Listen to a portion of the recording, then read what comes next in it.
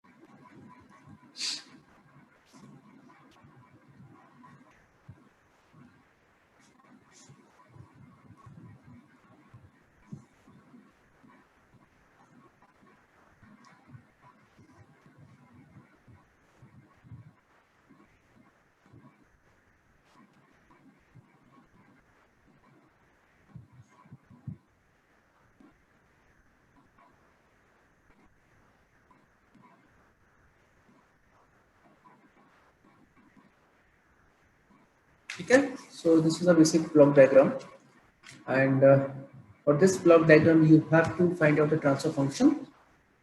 Thumb rule हम लोगों ने लास्ट क्लास में डिस्कस किया हुआ था कि जनरली हम लोग या तो उसको ओपन लूप ट्रांसफर फंक्शन के फॉर्म में लेकर आए या फिर हम लोग क्लोज लूप ट्रांसफर फंक्शन के जो standard close loop transfer function होता है उसके फॉर्म में लेकर आए। Then we will directly evaluate the transfer function. ठीक है, अगर close loop transfer function with negative feedback में अगर हम उसको ले आए then we will know that the transfer function for closed loop system with negative feedback is g of s upon 1 plus g of s into h of s। ठीक है, उसके बाद हम लोगों ने डिफरेंट प्रॉपर्टीज हम लोगों ने पढ़ी थी। कैस्केडिंग वाला पढ़ा था हम लोगों ने पैरेलल टोपोलॉजी पढ़ा था, moving a summing point after a block या moving a summing point before a block. ठीक है, ये सब हम लोगों ने पढ़ा हुआ था। और इसके बाद में हम लोग टेक ऑफ पॉइंट के बारे में भी हम लोगों ने moving a take off point after a block और बिफोर ए ब्लॉक हम लोगों ने ये सारा देखा था। एक हमने छोटा, मैंने आपको एक याद करने के लिए एक छोटी सी एक समरी टेबल भी बनवाई थी जैसे कि आप लोग को याद रहे। चलिए, तो सबसे पहले इस ब्लॉक डायग्राम को देखिए, और ये ब्लॉक डायग्राम को अगर मैं खोजने की कोशिश करूं तो अब मैं ये देख सकता हूं कि मैं इसमें क्या कर सकता हूं और क्या कहते हैं करने के बाद में इसमें हम लोग क्या मतलब बेसिकली यूज कर सकते हैं। सबसे पहले ये देखिए कि ये वाला जो बेसिकली समिंग पॉइंट है, मैं इसको आफ्टर ए ब्लॉक ला सकता हूँ तो कोई दिक्कत नहीं होगी। ठीक है, इस वाले समिंग पॉइंट को मैं जनरली ये जीवन जो ब्लॉक है उसके बाद मुझे लेकर आना है इसको। ठीक है, मैं इसको यहाँ पर लाने के लिए कोशिश कर रहा हूँ। ठीक, चलिए, तो इसका ब्लॉक डायग्राम किस तरीके का बन जाएगा? ब्लॉक डायग्राम कुछ इस तरह का बन जाएगा, आर G1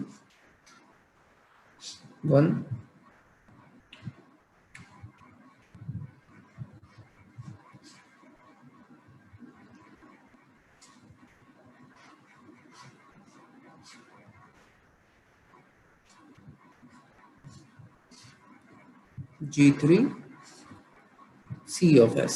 ठीक है, मैं इस वाले ब्लॉक डायग्राम को यहाँ पर ले आया हूँ and this is plus minus, और ये तो सेम वही है G2। ठीक है, अब इसमें क्या है कि इसमें मैं बेसिकली क्या किया हूँ, इसको लेकर आया हूँ समिंग पॉइंट में आफ्टर ए ब्लॉक में लेकर आ रहा हूँ। तो summing point after a block में मल्टीप्लिकेशन होता है या डिवाइड होता है? Anyone? Summing point after a block multiplication होगा या डिवाइड होगा? सर डिवाइड होगा। एक बार सोच लो, फिर से ध्यान से सोच लो। मैं इस समिंग पॉइंट को आफ्टर ए ब्लॉक लेकर आ रहा हूँ सर मल्टीप्लिकेशन होगा। हाँ, एक मैंने आप लोग को टेबल मैंने आप लोग को बनवाई हुई थी ना, मैंने आप लोगों को summing point after a block लेकर आ रहा हूँ तो मल्टीप्लिकेशन होगा, डिवाइड नहीं, multiplication. So this is already G1।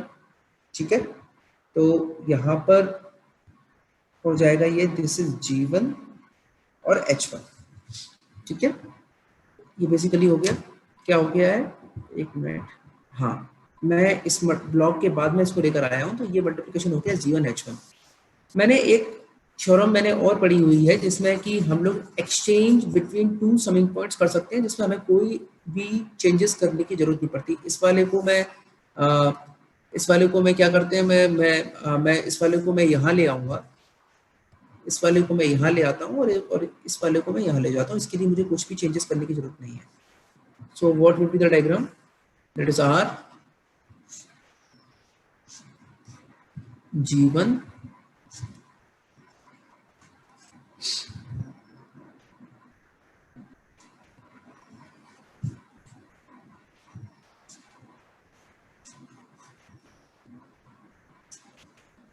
G3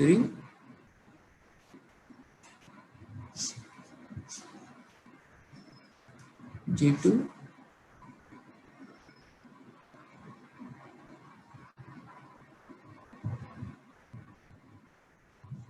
this is G1H1।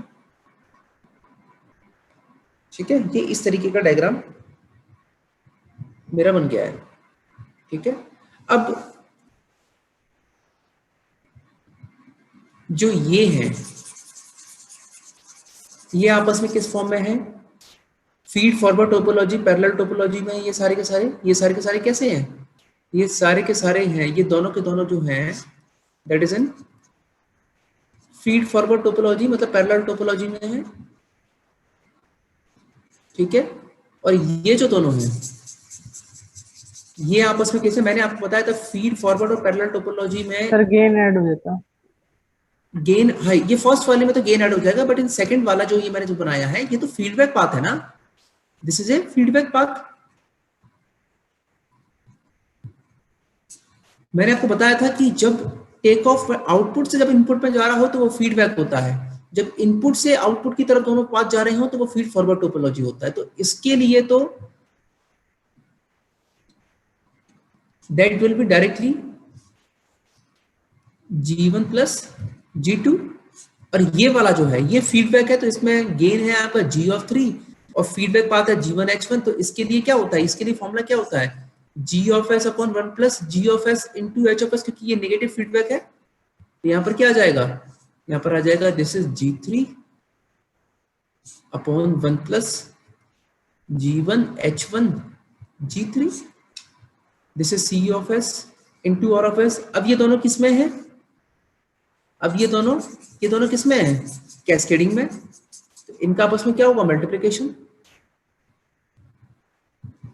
That is R of S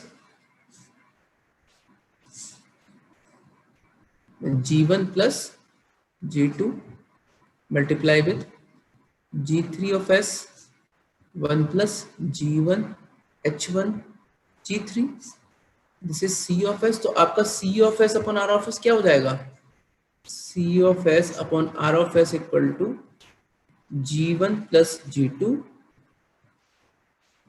into G3 upon 1 plus G1 H1 G3। So this is the transfer function for the following block diagram. अब block diagram question इसी तरीके से सारे के सारे हमको solve करने पड़ते हैं, बस थोड़ा सा यहाँ दिक्कत क्या होती है कि थोड़े लेंथी क्वेश्चंस होते हैं आप लोग, और इसका कोई अलग से तरीका नहीं है। आप जितने क्वेश्चंस को प्रैक्टिस करेंगे, जितना आपके पास में जो भी बुक है, मैं क्लास में 3 या 4 क्वेश्चन से ज्यादा सॉल्व नहीं कर सकते, क्योंकि एक पूरे लेक्चर में ये मुश्किल से 2 क्वेश्चन सॉल्व हो सकते हैं।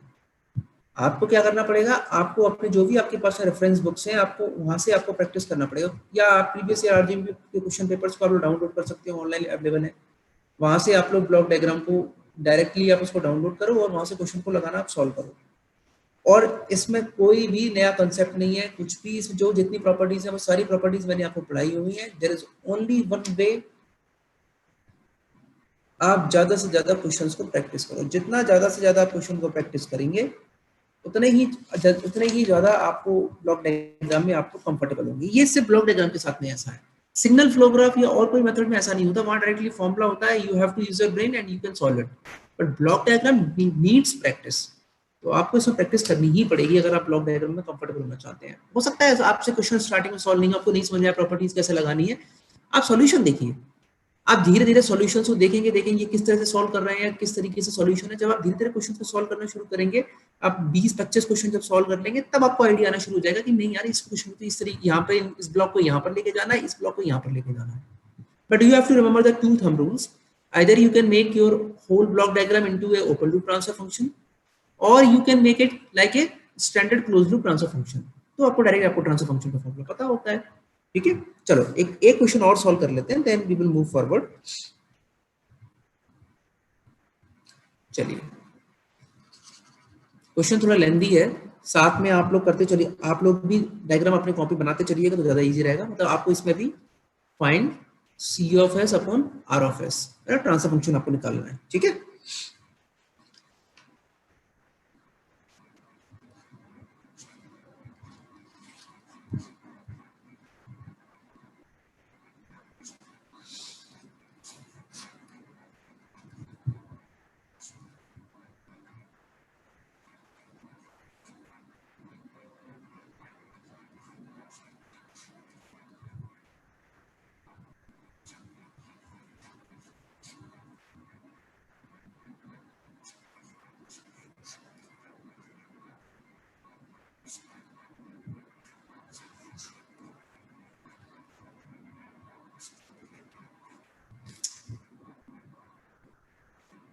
अरे यार कहाँ गया वो?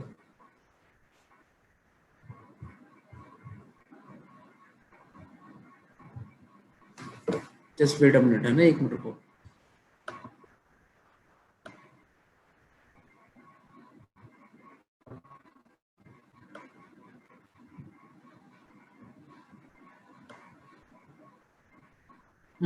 अब ठीक है।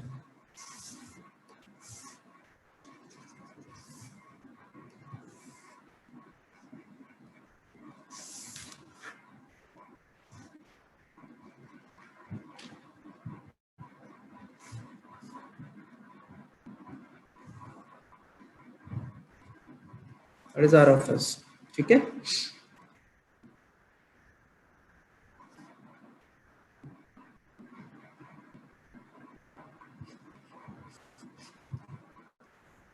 H1 दोनों प्लस प्लस साइन ध्यान रखना एक बार।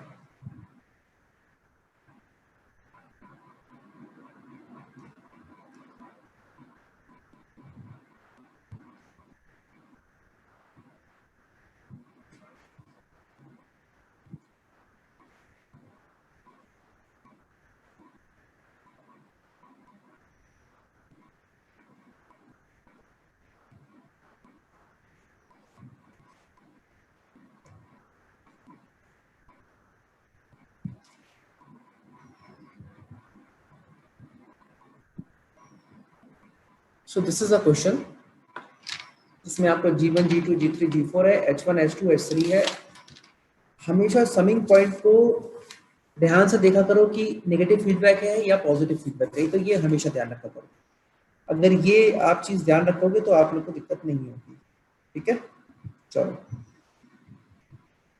अब सबसे पहले क्या किया जाए। अब आप लोग पहले 2 मिनट इस क्वेश्चन को सोचो और फिर मुझे बताओ कि आप लोग क्या क्या इसमें कर सकते हो और क्या क्या इसमें करना चाहिए, then we will see that. और देखो, एक बार अगर आपको प्रॉपर्टीज लगाना आ गया ना, तो क्वेश्चन कोई भी ब्लॉक डायग्राम का हो, क्वेश्चन सारी इजी होती है। प्रॉपर्टीज जो है वही मैंने आपको, जितनी प्रॉपर्टीज होती है वो सारी प्रॉपर्टीज मैंने आपको बताई हुई है।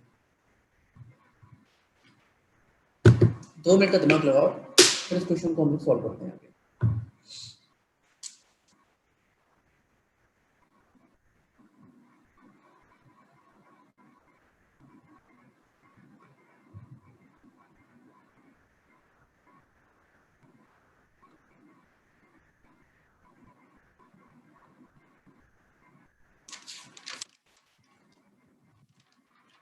चलिए, एनीवन, किसी के पास कोई आइडिया है कि क्या करें इसमें हम लोग?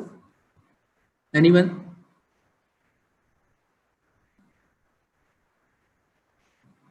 क्या करना चाहिए?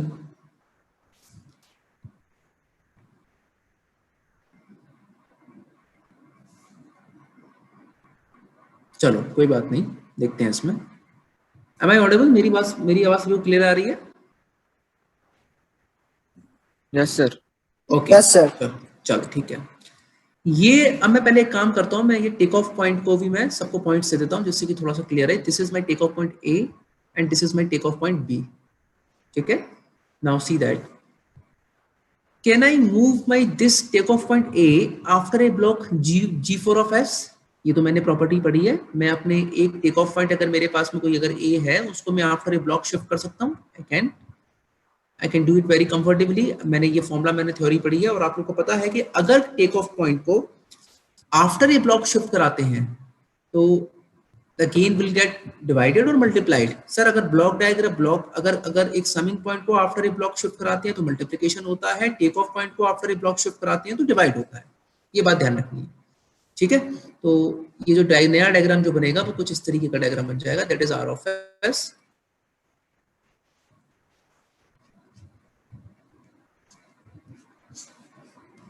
G1 of S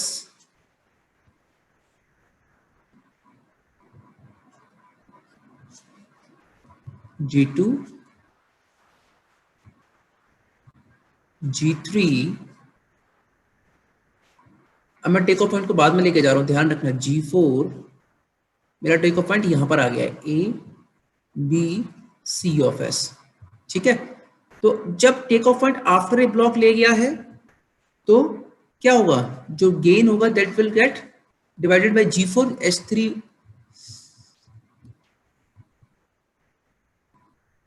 it will be H3 by G4।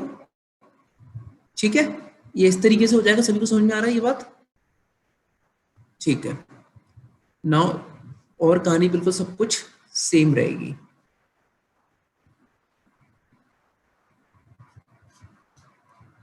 It is S2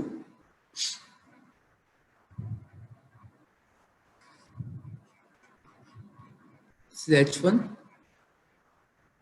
ठीक है, मैं यहाँ पर इसको एक बार बना भी देता हूँ जिससे कि आप लोग बाद में देखो आप लोग को समझ में आके मैं इसको यहाँ पर लेके जा रहा हूँ। ठीक है, चलो आफ्टर दैट अब मुझे पता है सर यहां से सिग्नल लीजिए या फिर यहां से सिग्नल लीजिए, चाहे तो आप यहां से सिग्नल ले लीजिए चाहे बी से सिग्नल ले लीजिए, वो तो कोई अंतर पड़ता नहीं। तो बी को मैं यहां ले आता हूँ, ए को मैं यहां ले जाता हूँ। ठीक है, तो ये तो कर सकता हूं ना मैं, इसको इसी को मैं कॉपी कर लेता हूं। मैं क्या करना चाह रहा हूं,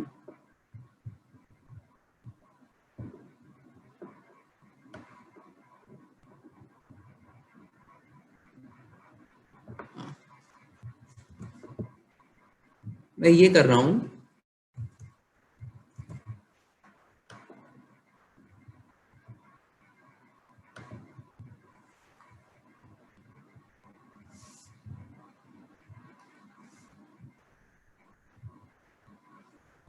ये ऐसे ही बना दें इसको। ठीक है, it will be like that. तो मैं ये कर रहा हूं, इस ए को तो मैं यहां ले जा रहा हूं और बी को मैं यहां ले जा रहा हूं। ठीक है,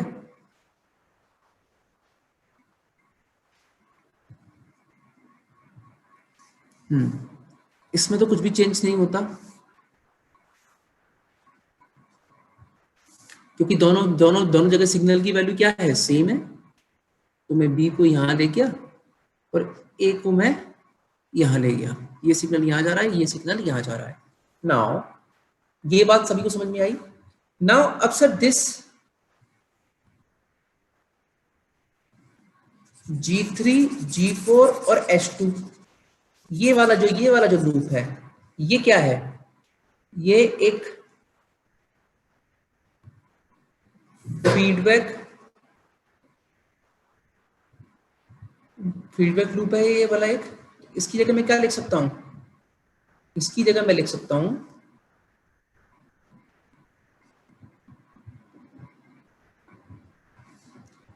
this whole will be G3 G4, क्योंकि ये दोनों आपस में क्या है कैस्केडिंग में, तो ये मल्टीप्लाई होकर एक हो जाएंगे, that is G3 G4 upon 1 plus G3 G4 H2। ये एक में कन्वर्ट हो गया। ये बात सभी को समझ में आ रही है कि नहीं आ रही है, पहले तो बताओ मुझे। यहाँ तक ये बात सभी को समझ में आई? मैंने इसको कैसे लिखा, इज दिस क्लियर बेटा? ओके, G2 और ये बाकी का जो होगा वो कुछ इस तरीके का हो जाएगा, G1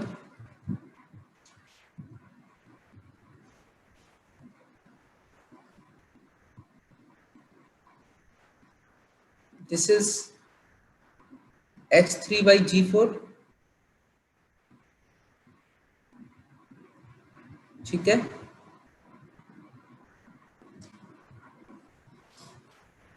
and this is H1, ये इस तरीके का आपका बन गया। And this is your point A.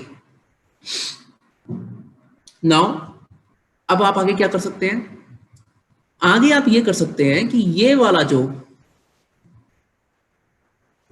जो समिंग पॉइंट है, इस वाले समिंग पॉइंट को मैं G1 before a block shift कर देता हूं। मतलब मैं दिस समिंग पॉइंट, इस समिंग पॉइंट को मैं बिफोर G1 शिफ्ट करा देता हूं। I can do that. इससे क्या होगा, दोनों ये बगल बगल में समिंग पॉइंट हो जाएंगे और बाद में वो एक्सचेंज हो जाएंगे और इजीली हमारा लूप बन जाएगा। We can do that. चलिए करते हैं इसको।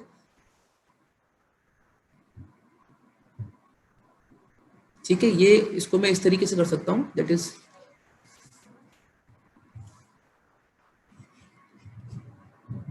प्लस माइनस, ये वाला समिंग पॉइंट ही पहले आ जाएगा, plus plus G1 G2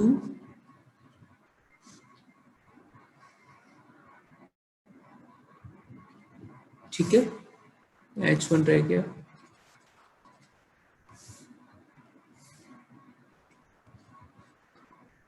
that is H1। यहाँ पर हमारा G3 G4 1 plus G3 G4 H2 C of S A, ठीक है। और यहाँ पर मैं पहले लेकर आया हूँ, तो मुझे 1/G1, क्योंकि before a block summing point आया तो क्या होगा, डिवाइड होगा 1/G1 का, 1/G1 this is already H3 by G4, ये इस तरीके से बन जाएगा। Now you can easily exchange these two aiders, ये तो हमने पढ़ा हुआ है। वी कैन एक्सचेंज एडर्स, ये मैं सारी चीज इसलिए लिख रहा हूँ, जब आप रिवीजन करोगे तो आपको समझ में आ जाएगा। एक्सचेंज दीज टू एडर्स, तो यह क्या हो जाएगा, ये कुछ इस तरीके से हो जाएगा।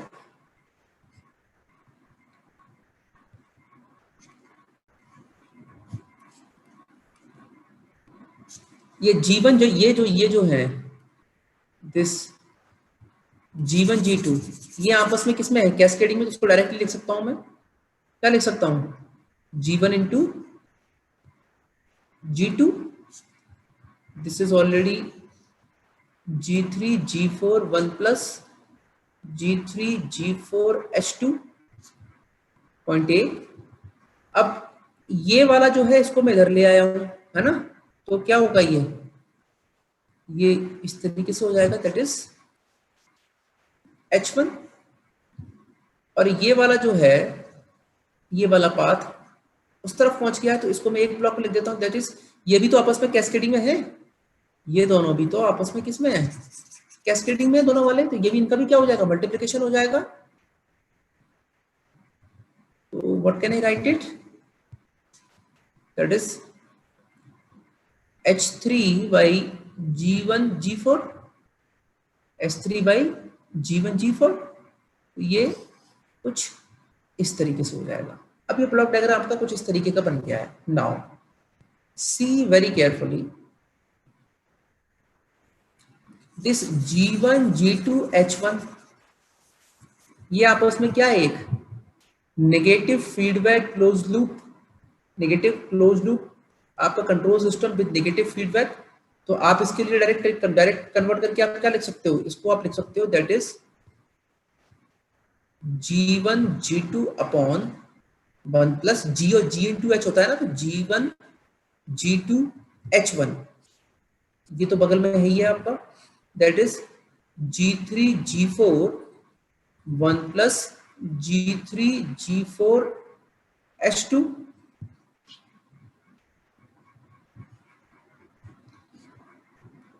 ठीक है, एंड दिस इज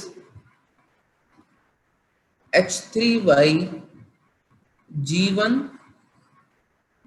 G4। अब मुझे आप लोग ये बताओ कि ये जो ऊपर वाला पाथ है, तो ये नीचे वाली ब्रांच है G1 G2 अपन 1 plus G1 G2 H1 into G3 G4 अपन 1 प्लस G3 G4, और ये ऊपर वाली ब्रांच है। ये जो दो ब्रांचेस हैं यहाँ पर, ये वाली ब्रांच और ये वाली ब्रांच, ये आपस में फीडबैक टोपोलॉजी में है या फीड फॉरवर्ड टोपोलॉजी में है? एनीवन? Sir feedback. फीडबैक। और कोई? बाकी सब लोग एग्री करते हैं इस बात से? सर फीड फॉरवर्ड टोपोलॉजी है। फीड फॉरवर्ड बोला, फीड फॉरवर्ड, बाकी बच्चे भी फीड फॉरवर्ड टोपोलॉजी बोलते हैं।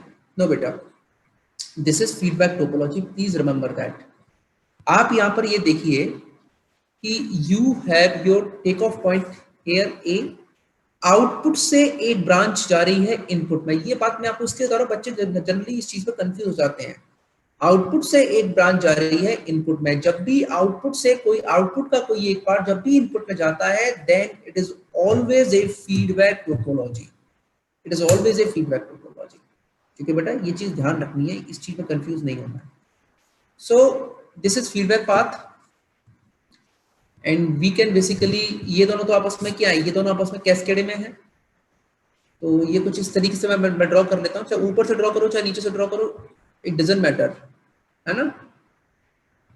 हाँ, तो इसको मैं बना देता हूँ पूरा, ये एक मल्टीप्लिकेशन में हो जाएगा, that is G1 G2 G3 G4 1 plus G1 G2 H1 multiply with 1 plus G3 G4 H2। मैं इसको नीचे ड्रॉ करूँ, चाहे सिग्नल्स की वैल्यू और आप साइन की वैल्यू सही लिखिए, इससे कोई अंतर नहीं पड़ता कि आप ऊपर से ड्रॉ करिए चाहे नीचे से ड्रॉ करें। दिस इज, अगर मैं इस तरह से बनाता तो आप लोग इसको फीडबैक ही कहते, जो बच्चे फीड फॉरवर्ड कर रहे थे। अगर इस तरह से बनाता तो शायद आप लोग फीडबैक बोलते, क्योंकि आप थोड़ा कंफ्यूज हो गए होंगे। Now this is like that. So इस पूरे को मैं ए मान लेता हूँ क्योंकि ट्रांसफर फंक्शन बहुत बड़ा हो जाएगा। इसको मैं बी मान लेता हूँ, then what is C of S upon R of S. आप लोग एग्जाम में ऐसे भी लिख सकते हो, कोई दिक्कत नहीं है। A of S upon 1 plus A of S B of S, where A equal to this, B equal to जो आपने अपना माना होगा, उस तरह से भी आप अपना पूरा ट्रांसफर फंक्शन लिख सकते हैं। नो डाउट ब्लॉक डायग्राम के जो ट्रांसफर फंक्शन निकल के आते हैं, it will be very, I think, complex expression और लेंथी एक्सप्रेशन, उससे कोई मतलब नहीं पड़ता। He will check your basic steps and he will give you marks, nothing at all। इसमें ट्रांसफर फंक्शन किसी का डिफरेंट, कोई मल्टीप्लिकेशन करके सिंपलीफाई करके लिख सकता है, कोई मल्टीप्लाई करके सिंपलीफाई करके नहीं लिखेगा, it doesn't matter at all. आपको ब्लॉक डायग्राम की सारी प्रॉपर्टीज सही से लगानी है, it will give you marks. ठीक है, सो इस तरीके से ब्लॉक डायग्राम जनरली के क्वेश्चंस आते हैं। सब में यही काम होता है। आपने देखा है कि हमने ये जो 4 क्वेश्चंस, कल 2 क्वेश्चंस और आज हमने जो 2 क्वेश्चन सॉल्व किए, सब में एक ही तरह का काम है। या तो कोशिश ये करो कि कोई 2 टेक ऑफ पॉइंट बगल बगल में ले आओ, या कोई 2 समिंग पॉइंट बगल बगल में ले आओ, तो उनको क्या, उनको आपस में एक्सचेंज करने में ईजी होगी। बट थंब रूल 2 ही है। आप ज्यादा से ज्यादा standard close loop transfer function बनाने की कोशिश करिए। जितना ज्यादा आप standard close loop transfer function बनाएंगे, तो उनको डायरेक्टली कन्वर्ट करके, रिप्लेस करके आप एक बेसिकली मतलब एक डायरेक्ट फॉर्मूले में लिख सकते हैं। तो वो थंब रूल अगर आपको याद है, then you can solve as many as questions you want. But the key is to practice more and more questions. जितना ज्यादा आप क्वेश्चंस को प्रैक्टिस करेंगे, उतना ज्यादा आपको ब्लॉक डायग्राम में कंफर्टनेस आएगी। सो this is all about the block diagram. Block diagram में कभी कभी multiple inputs and multiple output वाले क्वेश्चन भी पूछ के जाते हैं। मैं आपको कराऊंगा, लेकिन मैं आपको तब कराऊंगा जब मैं पहले आपको सिग्नल फ्लो ग्राफ पढ़ा दूंगा। इज देयर एनी डाउट बेटा, जो हमने दोनों क्वेश्चन सॉल्व किए, किसी को कोई डाउट? एनीवन? चलिए, आई होप किसी को कोई डाउट नहीं है। तो कोई डाउट होगा तो आप मुझे बताइएगा बाद में, है ना। Now the next topic is signal flow graph.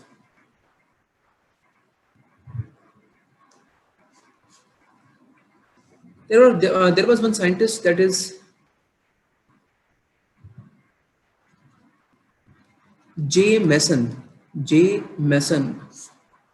who basically developed this theorem for finding out the transfer function, चाहे कितना भी कॉम्प्लेक्स आपका क्लोज लूप कंट्रोल सिस्टम क्यों ना हो, you can basically compute or calculate your transfer function by the help of single formula. Single formula का use करते हुए आपका कितना भी कॉम्प्लेक्स आपका क्लोज लूप कंट्रोल सिस्टम क्यों ना हो, आप इजीली उसको तुरंत आप उस कंट्रोल सिस्टम का ट्रांसफर फंक्शन निकाल देंगे. That you have seen that in block diagram कि हमें कितने स्टेप्स निकालने पड़ते हैं, कितनी शिफ्टिंग करनी पड़ती है. Sometimes it is very complex. Anyone, क्या कुछ कोई डाउट है बेटा किसी को? तो the signal flow graph is also a one method basically developed for pictorial representation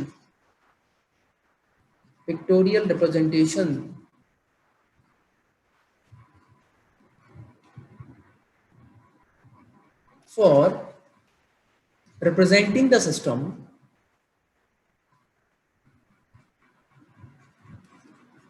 and there are some rules and regulations for, I think, for drawing that signal flow graph, and there is also one formula that is that sometimes called as Mason's formula. तो उसको उस फॉर्मूले की मदद से क्या होगा कि आप लोग जनरली एक ही स्टेप में पूरा का पूरा कंट्रोल सिस्टम का आप लोग ट्रांसफर फंक्शन निकाल सकते हैं. ठीक है. So there are some properties for signal flow graph. The first one is they do not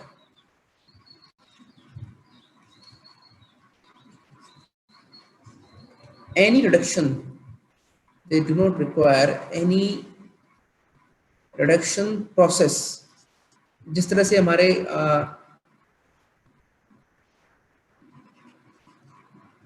block diagram में रिडक्शन प्रोसेस होती थी ना, कि हम लोग को थंब रूल था जो हमारा, कि हमें एक पूरा एक अलग ये इसको यहाँ मूव करो, इसको यहाँ मूव करो, और फिर जनरली शॉर्ट फॉर्म में लेकर आओ, जैसे कि हमारे थंब रूल वाले मेथड में आ जाओ और हम लोग ट्रांसफर फंक्शन निकाल सकें. बट इस तरह का सिग्नल फ्लो ग्राफ में टाइम कंज्यूमिंग कोई भी स्टेप नहीं होता है to obtain transfer function of complicated systems. So it is basically graphical representation of relation between the variables of a set of linear algebraic equations.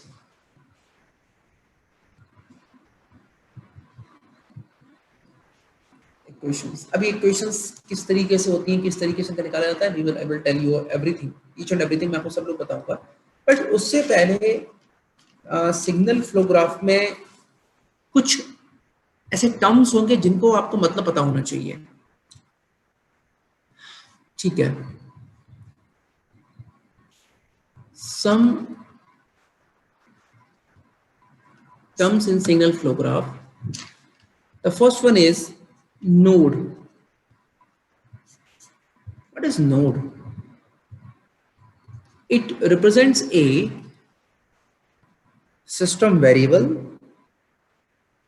ये कोई एक system variable होगा जिसकी वैल्यू होगी that is sum of all incoming signals, sum of all incoming signals at node. For example, मेरे पास में एक transfer function है that is R of S. मैं एक सिग्नल फ्लो ग्राफ बना के आपको समझाने की कोशिश कर रहा हूँ. that is R of S. This is E of S. This is C of S. This is G, and this is, for example, this is I think H of S. ठीक है. तो अगर यहाँ पर ये जो R है, ये जो E है, ये जो C है, ये बेसिकली नोड्स हैं. अगर मैं बात करूं E of S के बारे में, अगर मैं बात करूं तो इस E of S को रिप्रेजेंट करने का तरीका है R of S plus C of S into H of S. तो जो इनकमिंग नोड्स होंगी, अभी ये कैसे मैं R of S plus C of S into H of S लिख रहा हूँ, ये मैं सब बताऊंगा अभी आपको. तो ये जो इनकमिंग जो नोड्स हैं, मेरे जो जिस नोड के बारे में मैं जनरली बात कर रहा हूँ, जैसे मैं अगर ई ऑफ एस के बारे में बात कर रहा हूँ, तो इसका मैथमेटिकल रिप्रेजेंटेशन जो भी इनकमिंग सिग्नल्स आने वाले होंगे उनकी मदद से मैं लिख सकता हूँ। ई ऑफ एस के लिए सिग्नल कहाँ कहाँ से आ रहा है? एक तो आर ऑफ एस से आ रहा है, एक सी ऑफ एस से आ रहा है। ये जियो जो ये वाला जो सिग्नल जो जा रहा है बेसिकली ये तो बेसिकली क्या है? ये तो आउटगोइंग सिग्नल है। तो ये इसके रिप्रेजेंटेशन में नहीं आएगा। जो इसके पास इनकमिंग सिग्नल्स होंगे बेसिकली वो इसके रिप्रेजेंटेशन के लिए यूज होगा। अब वो कैसे रिप्रेजेंटेशन होगा मैं बताता हूँ थोड़ी देर से, ठीक है। The second one is branch. ये जो इनकमिंग सिग्नल और ये सब मैं बोला इनको जनरली हम लोग बोलते हैं ब्रांच, ठीक है। तो कोई भी सिग्नल अगर along a branch from one node to another जा रहा है तो बेसिकली ये दो चीजों से रिप्रेजेंट किया जाएगा, that is represented by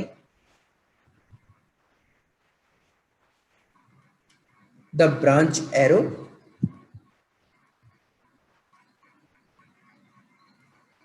and in process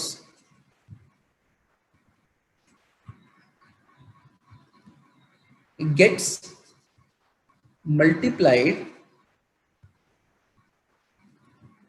by gain or transmittance of branch।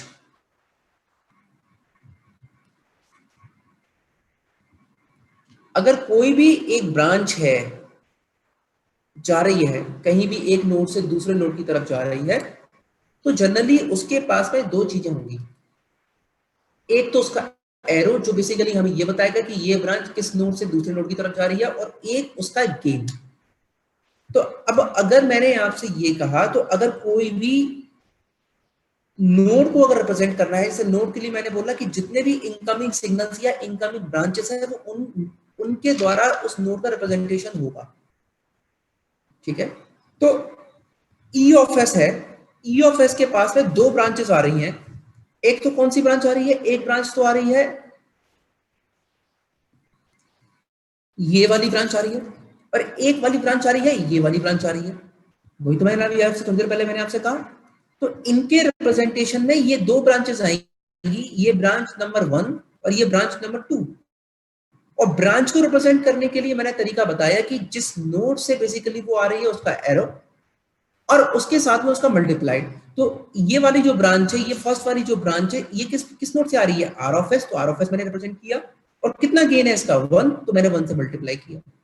ये जो सी ऑफ एस वाली जो ये जो सेकंड वाली ब्रांच है ये किससे आ रही है? सी ऑफ एस, इसलिए मैंने सी ऑफ एस लिखा। क्या गेन है इसका? एच ऑफ एस, इसलिए मैंने एच ऑफ एस मल्टीप्लाई किया। और दोनों का क्या करना पड़ेगा? सम, क्योंकि मैंने लिखा ना सम ऑफ ऑल इनकमिंग सिग्नल्स और ब्रांचेस एट नोड्स। तो किसी भी नोड को रिप्रेजेंट करने का तरीका जनरली ये है। I hope this is clear. Now the third one is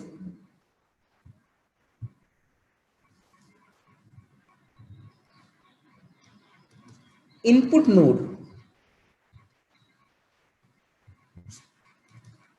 input node उस नोड को कहेंगे node in at which only outgoing branches are present। मतलब कोई भी इसके पास इनकमिंग ब्रांच नहीं है, सारी की सारी इनपुट तो वही होता है जहां से सारे का सारा जो भी सिग्नल है वो सब कहाँ जाए? मेरे सिस्टम के अंदर जाए, डिवाइस के अंदर जाए। तो node that the input node is a node eight which only outgoing branches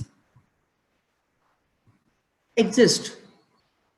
तो मैंने अभी आपको ये बताया कि नोड को रिप्रेजेंट करने के लिए आपके पास इनकमिंग सिग्नल्स होने चाहिए, और इनपुट नोड के पास में सिर्फ क्या है? सिर्फ आउटगोइंग ब्रांचेस हैं।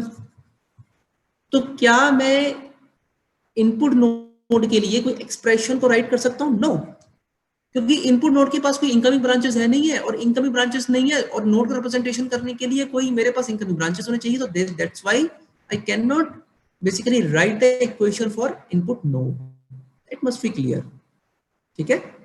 चलिए, the fourth one is outgoing node.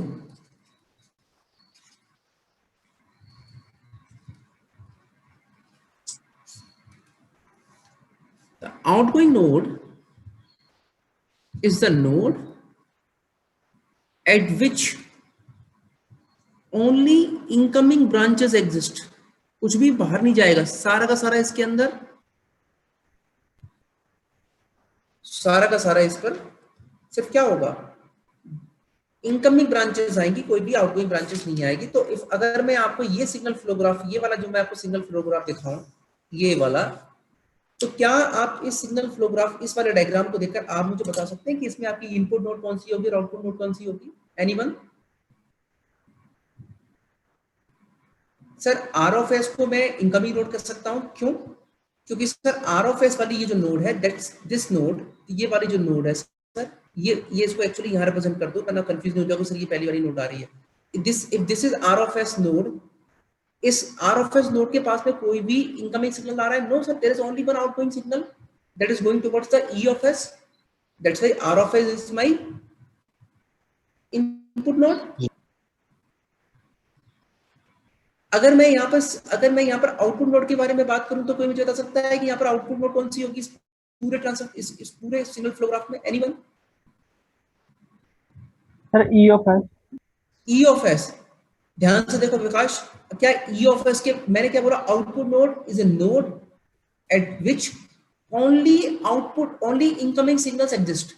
कोई भी उसके पास में आउटगोइंग सिग्नल नहीं होना चाहिए। बट इस ई ऑफ एस के पास में देखो एक आर ऑफ एस सिग्नल आ रहा है, एक ये सेकंड वाली ब्रांच आ रही है, मतलब एक आर ऑफ एस से आ रहा है, एक सी ऑफ एस आ रहा है, बट इस ई ऑफ एस से एक सी ऑफ एस की तरफ भी तो एक सिग्नल जा रहा है, एक ब्रांच जा रही है। So no, E of S can not be output node. This C of S is a output node? No, ये सी ऑफ एस भी आउटपुट नोड नहीं है। क्यों सर? क्योंकि ये सी ऑफ एस भी इसलिए आउटपुट नोड नहीं है क्योंकि सी ऑफ एस से भी एक सिग्नल ई ऑफ एस के लिए जा रहा है। So there is no output node in this signal flow graph. ठीक है, ये बात सभी को समझ में आई? There is only one input node and no output node is present in this signal flow graph। चलिए, अब मैं आपके लिए एक डायग्राम बनाऊंगा और आप डायग्राम में मुझे बताना कि एक्सप्रेशन किसके लिए आप क्या क्या लिख सकते हैं। ठीक है, मैं आपके लिए भी एक डायग्राम बना रहा हूं। This is x1, this is x2, this is x3, this is x4 and this is x5। ठीक है,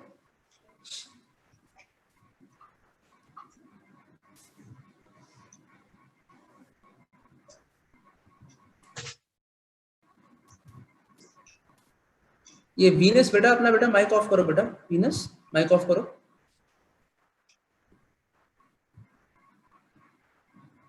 yes, so this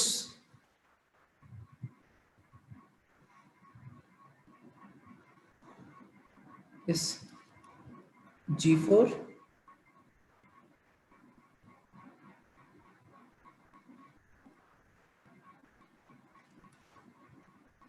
G3,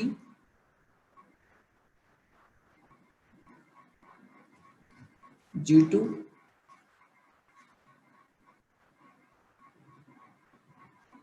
actually ये इसी वाली ब्रांच पे आ रहा है ना, कंफ्यूज मत हो जाना। ठीक है, अब सबसे पहले मुझे आप लोग मुझे ये बताओ कि इस पूरे SFG में जो मैंने भी ड्रॉ किया, ड्रॉ कैसे करेंगे अभी इस बारे में परेशान नहीं होना है। जो मैंने बताया सर आपको वो ध्यान रखना है। इस पूरे SFG में आपकी इनपुट नोड कौन सी है? अगर नहीं बताना कमेंट सेक्शन। X1, चलो वेरी गुड। ठीक है, इस पूरे के पूरे आपके सिग्नल फ्लो ग्राफ में आउटपुट नोड कौन सी है?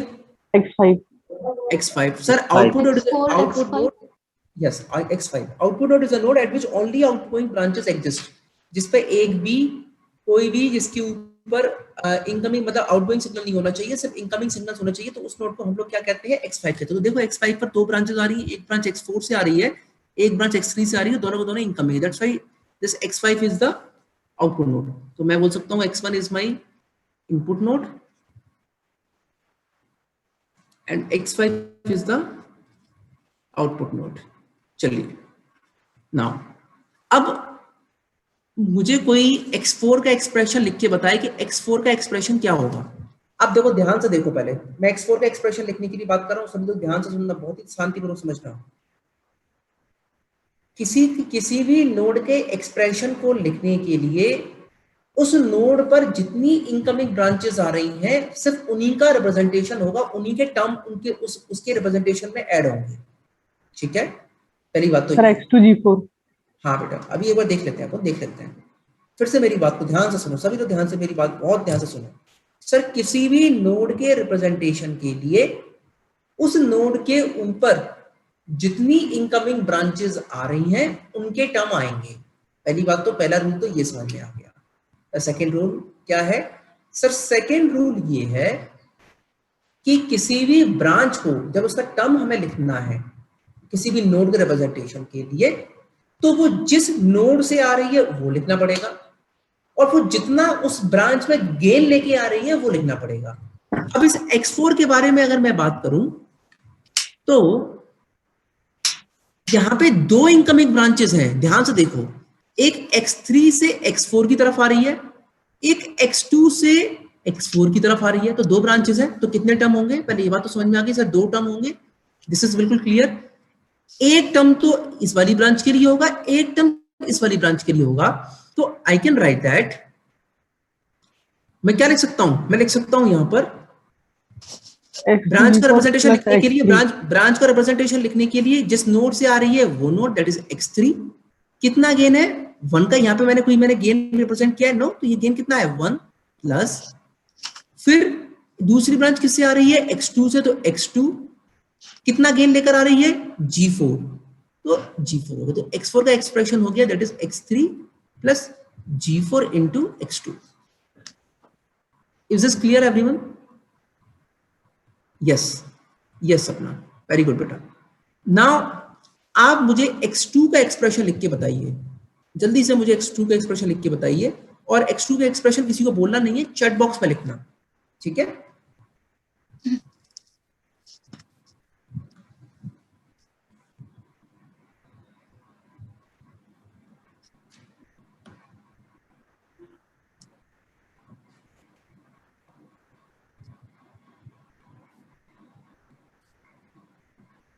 नो विकास, विकास जल्दी नहीं, थोड़ा सा ध्यान दो बेटा। मैंने जो बोल रहा हूँ वो ध्यान से देखो, आंसर जल्दी से जल्दी नहीं निकालना है, बट सही निकालना है। यस, यस अपना, वेरी गुड। चलो ध्यान से देखो अभी सब लोग। मैंने अभी आपको थोड़ी देर मैंने पहले बताया कि किसी भी नोड के एक्सप्रेशन के लिए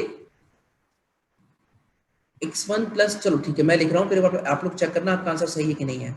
किसी भी नोड का एक्सप्रेशन लिखने के लिए जितनी इनकमिंग ब्रांचेस उसकी तरफ आ रही हैं वो आपको जनरली लिखना पड़ेगा, ठीक है? अब X2 के ऊपर दो ब्रांच आ रही है, एक तो X1 से आ रही है, ठीक है, एक तो किससे आ रही है? X1 से आ रही है, और एक X3 से आ रही है, ठीक है? तो इसका एक्सप्रेशन लिख लेंगे हम। तो X2 से एक आ रही है, X1 से, तो X1 गेन किसका है? इसका 1। एक आ रही है X3 से जिसका गेन कितना है? G2। तो what would be the expression? X1 plus X3 into G2। तो मेरे हिसाब से आप लोग नोड का कोई भी एक्सप्रेशन होगा, यू कैन राइट दैट, ठीक है? तो मुझे लगता है सभी का सही होना चाहिए, ठीक है? यार ये माइक ऑफ करो यार, माइक ऑफ करो, ध्यान रखा करो, माइक ऑन कर रहे हो तो माइक ऑफ किया करो हल्की हल्की, ठीक है? Now the next definition is of path. I think this is expression 5th number definition.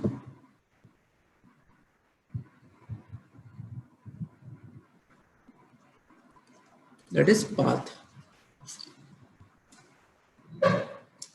इस पाथ की डेफिनेशन को ध्यान से समझना, क्योंकि आगे चलकर लूप की डेफिनेशन को ये क्लियर करेगा। It is A traversal of connected branches in the direction of branch arrow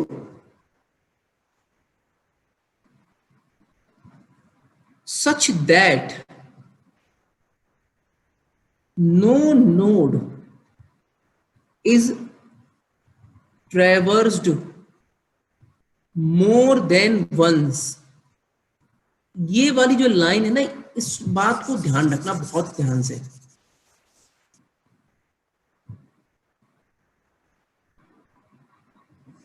ठीक है, मतलब ये कोई भी सर ब्रांच का ये ट्रेवर्सल हो सकता है, ये जर्नी हो सकती है, बट ये दो चीजों का ध्यान रखेगा उस जर्नी में कि ब्रांच के जो एरोज है वो वैलिड हो, और किसी भी एक नोड से दूसरे नोड पे जाने के समय कोई भी एक नोड एक से ज्यादा बार नहीं आए। अभी समझाता हूं कैसे। मुझे x1 से, ध्यान से देखो सभी लोग, इसे अभी सब लोग ध्यान से देखो, मुझे x1 से x5 की तरफ जाना है, मुझे ये पाथ डिसाइड करना है। तो मैं क्या कर सकता हूं, मैं ये कर सकता हूं कि x1 से, ठीक है, x1 से मैं जाऊं x2 पर। ध्यान से अपना डायग्राम देखो, ब्रांच एरो है, बिल्कुल है, जाने का रास्ता है, जान बिल्कुल रास्ता है, ब्रांच एरो बताएगा रास्ता है या नहीं है। x2 से मैं जाऊं x3 से, x3 पर जाऊं मैं x4 पर, x4 से जाऊं मैं x5 पर, x1 से गया मैं x2 पर, x2 से मैं गया x3 पर, x3 से मैं गया x4 पर, x4 से मैं गया x5 पर। Is this a path? Yes sir, बिल्कुल बात है सर, ब्रांच एरो सारी जगह वैलिड है और कोई भी नोड एक से ज्यादा बार रिपीट नहीं हुई। नाउ अब मैं दूसरा पाथ, मुझे अभी भी किससे जाना है, x1 से मुझे x5 की तरफ ही जाना है। ठीक है, अब मैं दूसरा पाथ देखो, सबसे ध्यान से देखो, x1 से मैं जा रहा हूं, x1 से मैं जा रहा हूं x2 पर, x2 से मैं जा रहा हूं x3 पर। देखो x1 से मैं गया x2 पर, x2 सीधे गया x3 पर। अब इस x3 से देखो सर एक पाथ है x2 के लिए, सब लोग ध्यान से देखो, x3 से एक पाथ है रिटर्न होने का x2 पर, तो मैं फिर से x2 पर आया। x2 से फिर एक डायरेक्ट पाथ है सर कहां जाने के लिए, x4 के लिए, x4, और x4 से फिर एक पाथ है x5 के लिए। ये रास्ता समझ में आया? मैं रास्ता कौन सा बनाने की कोशिश कर रहा हूं, मैं ये रास्ता ये वाला बनाने की कोशिश कर रहा हूं। x1 से मैं, अरे यार ये तो पूरा इसको कर देगा, ये मैं रास्ता ये वाला बनाने की कोशिश कर रहा हूं, जस्ट वेट अ मिनट। ये x1 से गया x2 पर, x2 से गया x3 पर, x3 से आया फिर मैं x2 पर, और x2 से मैं ये ऊपर वाला गया रास्ता ये x4 पर, x4 से मैं गया x5 पर। It can be a path और नॉट? एनीवन? ये पाथ हो सकता है, ये वाला पाथ हो सकता है कि नहीं हो सकता है? No sir. यस क्यों? सर, नोड हो सकता है एक मिनट एक मिनट, सर, कोई, नोड हाँ, रिपीट हो रही है x2। अच्छा ये बच्ची कोई बोल रही है, हाँ सपना, ये बेटा सपना, it can be a path और नॉट?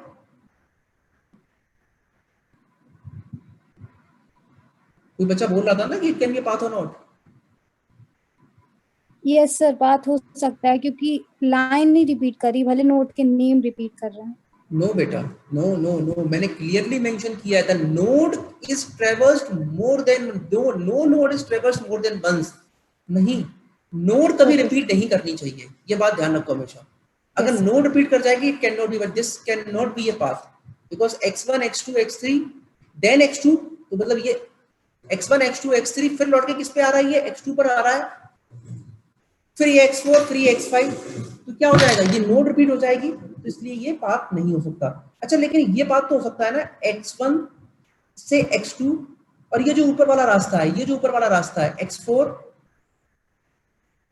यस और सर, फिर x5, ये बात हो सकता है नहीं हो सकता है कि x1 से मैं x2 पर आया, ऊपर वाला रास्ता x4 है और x4 से x5 पर आया, ये बात तो हो सकता है ना।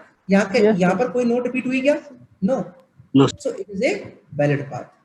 ठीक है, ये बात सभी को समझ में आ गई? चलिए, तो ये यहाँ तक अभी सब लोग एक बार देख लेना, फिर आगे का जो सिग्नल फ्लो ग्राफ है we will see it tomorrow. ठीक है, मैं ये नोट अभी आप लोगों को ड्राइव पर शेयर कर दूंगा, तो आप लोग वहाँ से डाउनलोड करके एक बार देख लेना। चलिए, थैंक यू सो मच।